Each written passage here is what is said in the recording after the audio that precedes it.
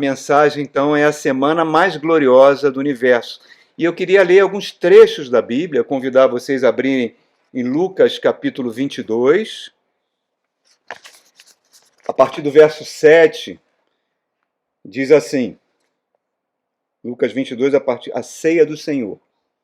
Finalmente chegou o dia dos pães sem fermento, no qual devia ser sacrificado o cordeiro pascual. Jesus enviou Pedro e João, dizendo: Vão preparar a refeição da Páscoa. Onde queres que a preparemos? Perguntaram eles. Ao entrarem na cidade, vocês encontrarão um homem carregando um pote de água. Sigam-no até a casa que ele entrar e digam ao dono da casa: O mestre pergunta: Onde é o salão dos hóspedes no qual poderei comer a Páscoa com os meus discípulos? Ele vai mostrar uma ampla sala no andar superior, toda mobiliada. Façam ali os preparativos. Saíram e encontraram tudo como Jesus havia falado. Prepararam então a Páscoa. Quando chegou a hora, Jesus e seus apóstolos reclinaram-se à mesa e eles disse: Desejei ansiosamente comer essa Páscoa com vocês antes de sofrer. Pois eu lhe digo, não comerei dela novamente até que se cumpra no reino dos céus. Recebendo um cálice, ele deu graças e disse: Tomem isso e partilhem um com os outros, pois eu digo que não beberei outra vez do fruto da videira até que venha o reino de Deus. Tomando pão, deu graças, partiu e deu aos seus discípulos, dizendo: Este é o corpo dado em favor de vocês. Façam isso em memória de mim. Da mesma forma, depois da ceia, tomou o cálice, dizendo: Este cálice é a nova aliança no meu sangue, derramado em favor de vocês. Agora, querido, passe um capítulozinho, né? Vamos ver uma cena que se passa no dia seguinte, na sexta-feira, a crucificação do nosso Senhor. Verso 44 fala assim: Já era quase meio-dia e trevas cobriram toda a terra até as 3 horas da tarde. O sol deixara de brilhar, o véu do santuário rasgou-se ao meio. Jesus bradou em alta voz: Pai, nas tuas mãos entrego o meu espírito. Tendo dito isto, expirou. O centurião, vendo o que havia acontecido, louvou a Deus, dizendo: Certamente este homem era justo. E todo o povo que havia se juntado para presenciar o estava acontecendo, ao ver isso, começou a bater no peito e se afastar. Mas todos que o conheciam, inclusive as mulheres que o haviam seguido desde a Galiléia, ficaram de longe observando. Havia um homem chamado José, membro do conselho, bom e justo, que não tinha consentido com os outros e no procedimento dos outros. Ele era da cidade de Arimateia, da Judéia, esperava o reino de Deus. Dirigindo-se a Pilatos, pediu o corpo de Jesus. Então desceu, envolveu-o num lençol de linho e colocou no sepulcro, cravado na rocha, a qual ninguém ainda fora colocado. Era o dia da preparação e estava para começar o sábado. Agora, queridos, vá lá no capítulo 24, Jesus ressuscita, estamos agora no domingo da glória, no verso 36. Os discípulos estão trancafiados, com medo, escondidos. Jesus se materializa na frente deles e fala: Enquanto falavam sobre isso, o próprio Jesus apresentou-se entre eles e lhes disse: A paz seja com vocês. Verso 37. Eles ficaram assustados e com medo, pensando que estavam vendo um espírito. E ele lhes disse: Por que vocês estão perturbados? Por que se levantam dúvidas no coração de vocês? Vejam as minhas mãos, os meus pés, sou eu mesmo. Toque-me, vejam-me. Um espírito não tem carne nem ossos, como vocês estão vendo que eu tenho. Tendo dito isso, mostrou-lhe as mãos, os pés, e por não crerem ainda, tão cheios que estavam de alegria e de espanto, ele perguntou: Vocês têm algo aqui para comer? Deram um pedaço de peixe e ele comeu na presença deles. E disse: Foi isso que eu falei enquanto eu estava com vocês. Era necessário que se cumprisse tudo o que está escrito ao meu respeito na lei de Moisés, nos profetas, nos salmos. Abriu o entendimento para que eles pudessem compreender as Escrituras. E estava dito que o Cristo haveria de sofrer e ressuscitar dos mortos no terceiro dia, e em que em seu nome seria pregado o arrependimento para a pregação para perdão dos pecados a todas as nações, começando por Jerusalém.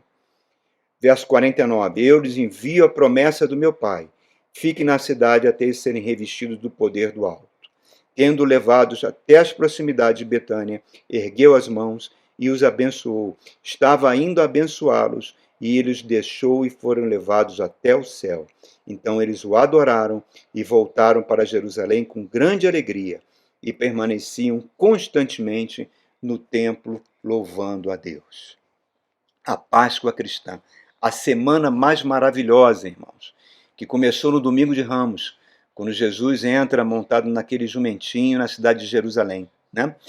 E culmina nesse domingo da ressurreição. A semana que mudou a história da humanidade, a semana que mudou o universo. Essa semana que eu queria comentar com os irmãos alguns acontecimentos. Né? Não foi uma semana fácil para Jesus, claro que não, foi uma semana de muito sofrimento. Mas esse sofrimento de Jesus começou já na segunda-feira, logo no dia seguinte. Né? Reparem que na segunda-feira ele já começa a enfrentar grande oposição das pessoas, dos líderes religiosos, dos partidos religiosos, dos fariseus, dos saduceus, dos sacerdotes. E nessa semana só houve um único milagre que foi feito na segunda-feira, quando ele se dirige a uma figueira para pegar um fruto, a figueira não tinha, e Jesus lança uma palavra de maldição e a figueira seca completamente. Foi o único milagre, o único sinal que ele fez, porque todos os dias a Bíblia relata que Jesus acordava muito cedo de madrugada, ia lá para a escadaria do templo, ficava na escadaria e o povo já estava lá aguardando ele e ele pregava a palavra. Jesus usou essa última semana para ensinar a palavra de Deus, porque ele mesmo fala: as minhas palavras são espírito e vida. E nessa segunda-feira ele já começa a enfrentar muita oposição. Ele profere duas parábolas muito duras contra os religiosos. A parábola dos lavradores maus, que, fazendo uma analogia com os judeus que tinham matado todos os profetas que Deus enviara e ia matar o próprio Filho de Deus. E a parábola das bodas dos reis, mostrando que os judeus recusaram o convite que Deus fez nas bodas do Cordeiro. E que eles seriam lançados fora dessa comunhão com Deus. E nessa mesma segunda-feira eles preparam um ardil para prender Jesus, né, levando a moeda do denário, para que Jesus olhasse aquela moeda e dissesse se tinha que pagar imposto a César ou não. E essa oposição foi só crescendo, irmãos. Na terça-feira, ele ensinando no templo, os fariseus cercavam ele e falavam de modo incisivo com ele. Né? Ele fala ali sobre o maior dos mandamentos nesse dia, mas ele censura a hipocrisia dos religiosos da época, aqueles que eram os representantes de Deus. Jesus fala palavras duras com eles. Mas é na quarta-feira, na última noite que Jesus conseguiu dormir, né, que ele vai receber uma verdadeira facada de dor vinda dos seus discípulos, quando Maria, né, junta toda a sua poupança, compra um perfume precioso que custou 300 dias de salário de um trabalhador, 300 denários. E Jesus está sentado na mesa, ceando na casa de Simão. Ela quebra aquele vidro com aquele perfume, derrama sobre a cabeça de Jesus, se inclina aos seus pés, começa com as suas lágrimas a lavar os pés de Jesus. Aquele perfume inunda toda a casa, numa homenagem que ela estava fazendo, e ela começa a sofrer duras acusações, não das pessoas, não dos convidados, dos discípulos de Jesus. Daqueles homens que andaram 3 anos com Jesus, que viram seus milagres, e falam para ela: por que esse desperdício? A palavra desperdício é muito dura, porque significa você fazer algo que tem muito valor para alguém que não vale a pena. No fundo está falando isso. Então repare, se coloque no lugar de Jesus ao ouvir essa palavra. E muitas vezes, irmãos, essa tem sido a nossa conduta. Muitas vezes a gente não dá valor às pessoas que nos cercam, não damos valor aos nossos cônjuges, não damos valor à nossa família, não damos valor aos nossos amigos, não damos valor à nossa igreja, não damos valor aos colegas de trabalho, né? A gente acha que sempre que está dando muito mais do que a pessoa merece, irmãos, e isso a gente é um comportamento tão triste. E Jesus fala uma palavra defendendo aquela mulher, dizendo que o que ela fez seria lembrado por todos os dias. todos os dias. E é isso que nós estamos falando aqui, né? Aí chega a quinta-feira, o dia da preparação, que antecede a Páscoa, o Pessah judaico. Nós estamos no mês de Nissan, o mês judaico, que é o primeiro mês do ano. Nós estamos no dia 14 do mês de Nissan. No dia 15, às 15 horas, o Cordeiro Pascal é assado e comido com toda. É uma festa de família, né? Onde os patriarcas da família comem em pé e passa, lembrando a Páscoa judaica que aconteceu no Egito. Então, toda a família se senta na mesa para celebrar, para começar o preparo, o dia da preparação para a Páscoa que vai acontecer no dia seguinte. Na mesa, você tem os pães asmos, né? Um pão sem fermento, que é colocado, que é servido. Você tem as ervas amargas e são colocados ali 4 cálices. É sobre esses cálices que eu quero falar, irmãos. 4 cálices são colocados ali, com um vinho, e todo judeu sabe como preparar. É uma festa onde toda a família se reúne, né? E o patriarca vai tomar esses cálices, que nós vamos falar agora rapidamente o simbolismo desses cálices. E João e Pedro eram judeus, por isso que Jesus sabia que eles sabiam preparar a mesa, preparar essa mesa desse banquete da preparação. Jesus já manda eles para uma cidade e já fala algo milagroso. Olha, vai aparecer uma pessoa com um vaso d'água, um homem, que normalmente era mulher que fazia isso. Vocês vão seguindo esse homem. Quando eles entrarem numa casa, ali vai estar o local preparado para vocês montarem a ceia. E eles encontram tudo como Jesus falou. E aí o que acontece? Jesus fala uma palavra linda. Ele fala: como eu ansiei em celebrar essa Páscoa com vocês. E essa Páscoa eu só vou celebrar novamente, no reino do meu Pai.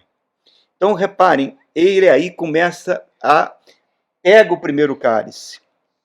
Esses 4 cálices se baseiam na promessa que está lá em Êxodo, capítulo 6, no verso 6 a 7, quando Deus fala para o povo de Israel o que ele vai fazer para libertar o povo. Está lá em Êxodo capítulo 6 e 7. Eu vou ler aqui rapidamente, só para você entender o significado de cada cálice. Fala assim, no verso 6, por isso diga aos israelitas, eu sou o Senhor, eu os livrarei do trabalho imposto pelos egípcios, eu os libertarei da escravidão e vou resgatar com braço forte e com poderosos atos de juízo. Eu os farei meu povo e serei o Deus de vocês, então vocês saberão que eu sou o Senhor, o seu Deus, que os livra do trabalho imposto pelos egípcios. Cada promessa dessa corresponde a um cálice.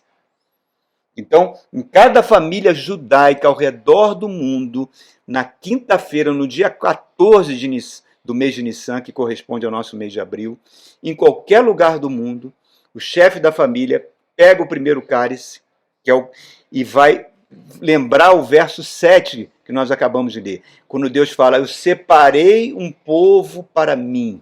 É o cálice chamado Kedushá, é o cálice que Deus nos separou para ele. A palavra separar significa somos um povo santo, é o cálice da santificação. Esse é o primeiro cálice, o patriarca. Jesus deve ter bebido esse cálice e passado para todos os apóstolos que estavam na mesa. Em seguida, ele pega o segundo cálice, que é o cálice da aflição, né? Quando corresponde ao verso 6, quando Deus fala, eu livrei vocês da servidão, da aflição, da escravidão. Normalmente, esse cálice nas famílias judaicas, né, é um cálice que a família fica com o coração triste pelo sofrimento que os antepassados passaram na escravidão, alguns até choram, né? E esse cálice, o segundo cálice, significa isso.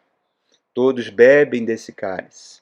E interessante, irmão, só para uma ilustração, em 1932, Hitler proibiu que todos os elementos da ceia judaicas não fossem vendidos às famílias judias, impedindo elas de comemorar a Páscoa, antecedendo a tragédia que aconteceria sobre toda a Europa a partir daquele momento.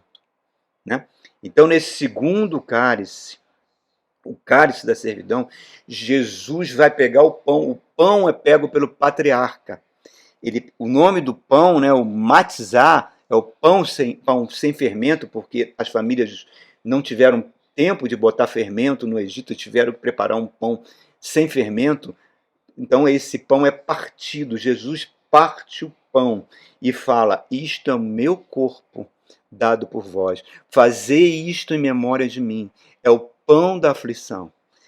Tudo isso aponta para Jesus. Isaías, no capítulo 53, 700 anos antes, já dizia: ele levou sobre si as nossas dores, as nossas aflições, e nós o reputávamos como aflito, ferido de Deus e oprimido. Jesus também vai falar: eu sou o pão vivo que desceu do céu.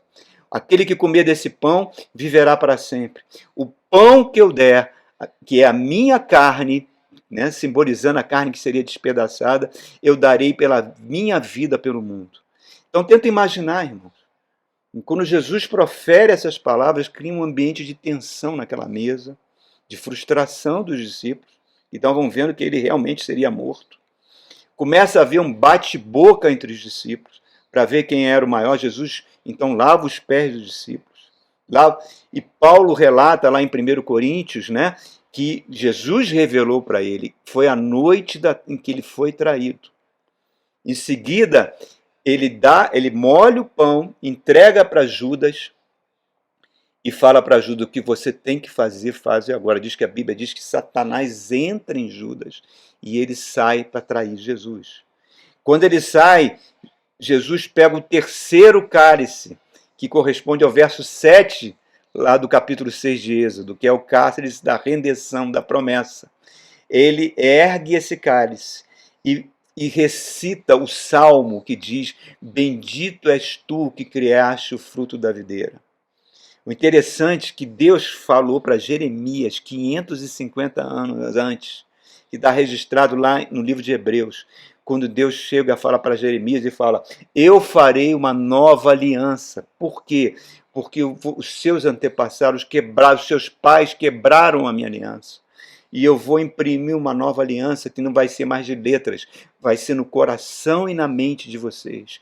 Todos conhecerão a mim, mostrando que o Espírito Santo habitaria no nosso coração, graças a Jesus. E ele fala uma coisa linda para Jeremias: os seus pecados eu não mais vou me lembrar. Mas estava faltando o sangue da aliança, essa nova aliança, a Brit Hadashah. Cadê o sangue? Aí Jesus, ao erguer o cálice, ele fala: este é o meu sangue, o sangue da nova aliança. A antiga aliança era apenas com o povo de Israel. A nova aliança, agora, Jesus diz que vai incluir todos os povos, todas as raças, todas as nações. E ele fala: aquele que ouve a minha palavra e crê naquele que me enviou vai ter a vida eterna, não haverá mais condenação. Deus não vai mais se lembrar, não vai mais se lembrar dos seus pecados. Porque você passou da morte para a vida. O verbo que ele usa, ele está falando em aramaico com seus discípulos, o verbo é pesate, que significa passagem, que a gente translitera por Páscoa. Olha só, irmãos, que lembra o anjo da morte, que viu quando as famílias derramaram o sangue do cordeiro sobre o portal, não entrou trazendo morte e juízo de Deus sobre aquela família durante a Páscoa. Então, porque o sangue do cordeiro pascal foi passado no umbral. O sangue do Cordeiro de Deus, por isso que João Batista, ao ver Jesus, fala: este é o Cordeiro de Deus que tira o pecado do mundo, que nos livra de toda a condenação, foi derramado para que a gente não sofresse mais juízo divino.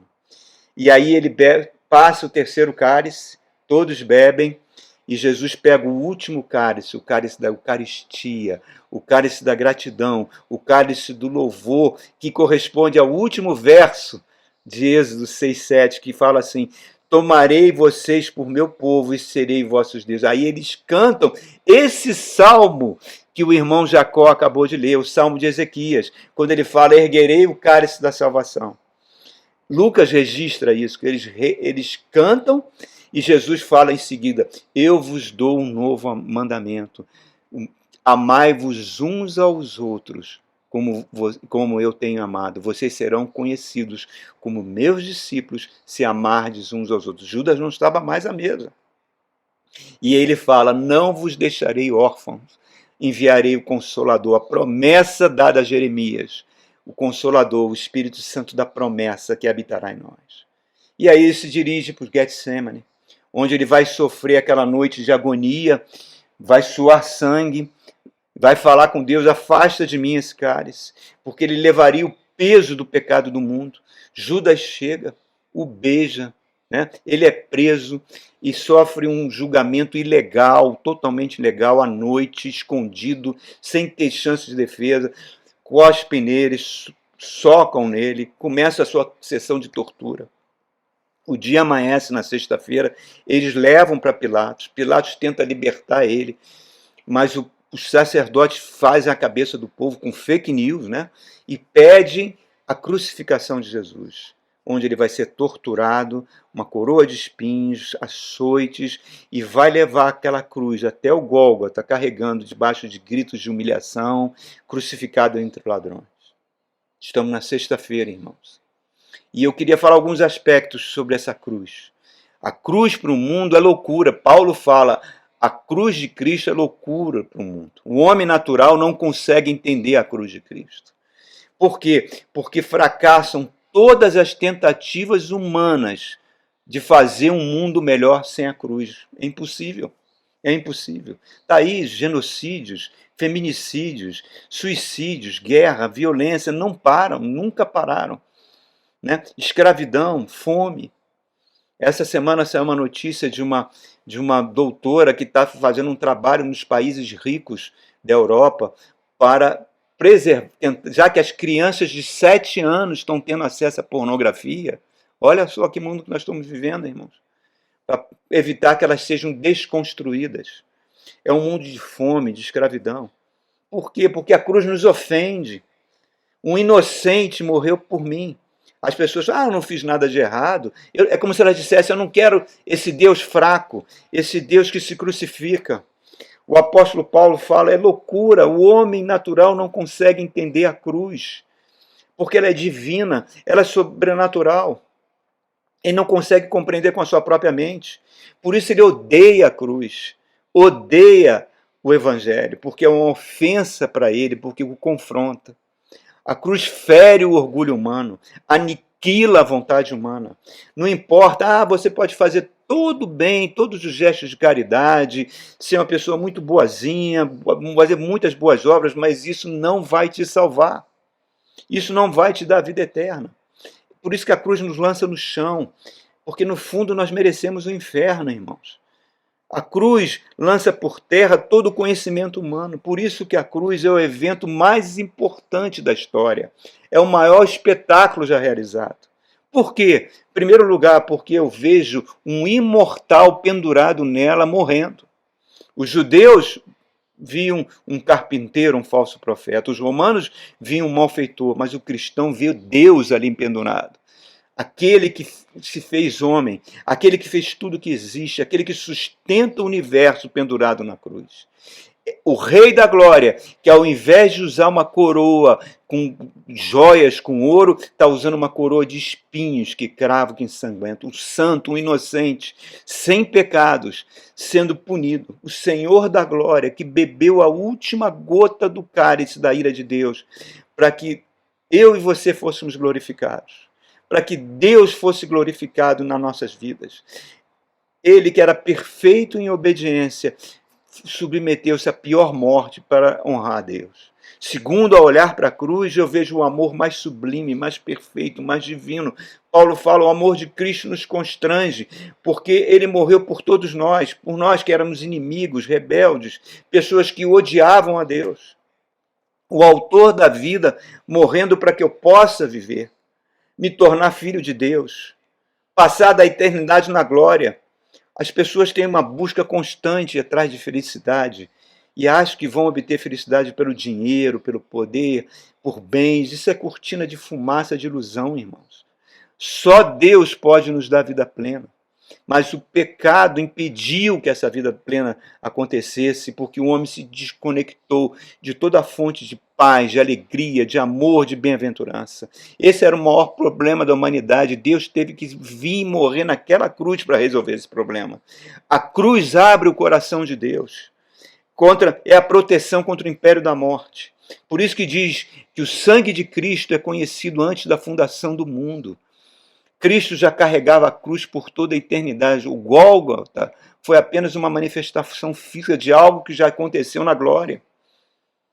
A cruz, mas irmãos, prestem atenção, a cruz era na sexta-feira. No sábado teve a preparação, mas é no domingo acontece a coisa mais gloriosa do mundo.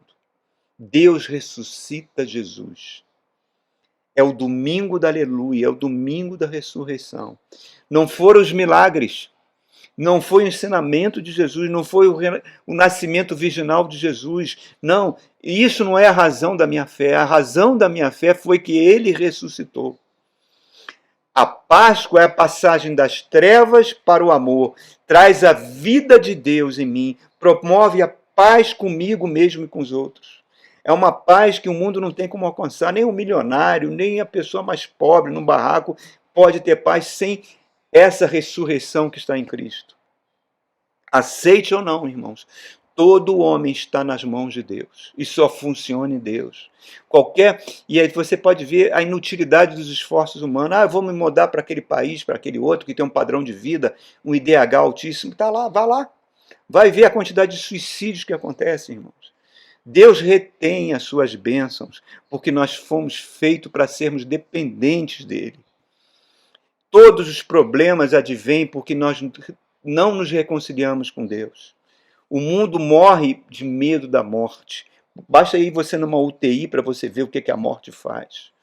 Mas o medo pior do que a morte é o que poderia vir depois da morte, o terror que o mundo sofre.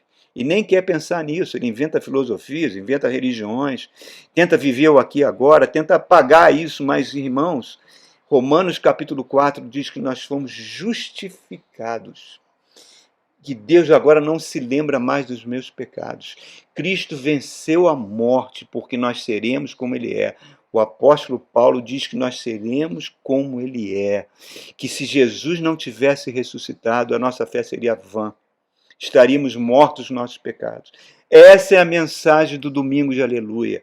Essa é a mensagem da Páscoa cristã. O Cordeiro de Deus que tira o pecado do mundo.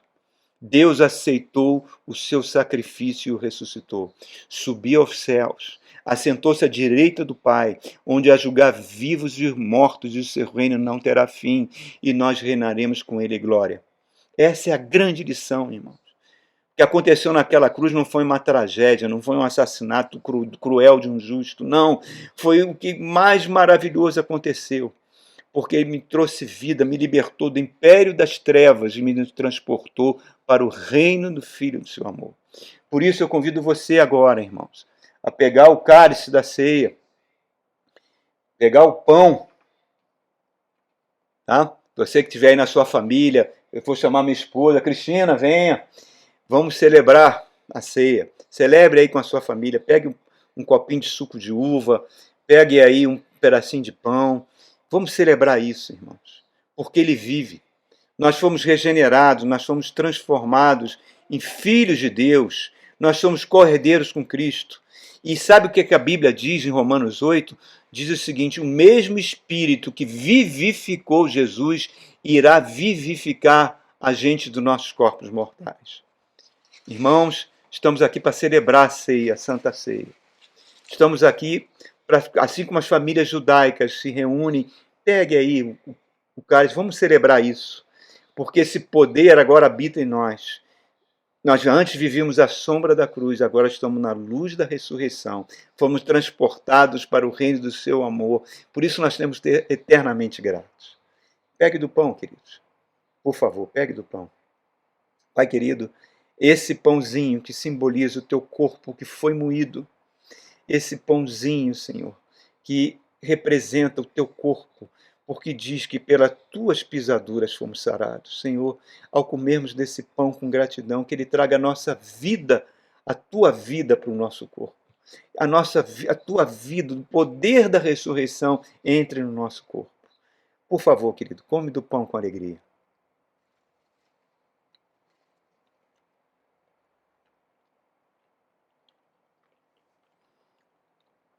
Do mesmo modo, assim como Jesus pegou o cálice da Eucaristia, né, e falou: façam isso em memória de mim. E nós estamos fazendo isso até o dia que ele vai voltar e nos resgatar para ele. É o sangue de Cristo que purifica de todos os nossos pecados, que nos deu uma nova aliança, uma nova vida em Cristo. Oh, irmão, que coisa maravilhosa. Possa tomar, tome, querido, o cálice com gratidão. Se puder, agora troque rapidamente com a pessoa que está da sua família. Eu já tomei. Eu sei, mas deixa eu beber o restinho. Ah, amém. E beba o finalzinho do cálice, com gratidão. Muito obrigado.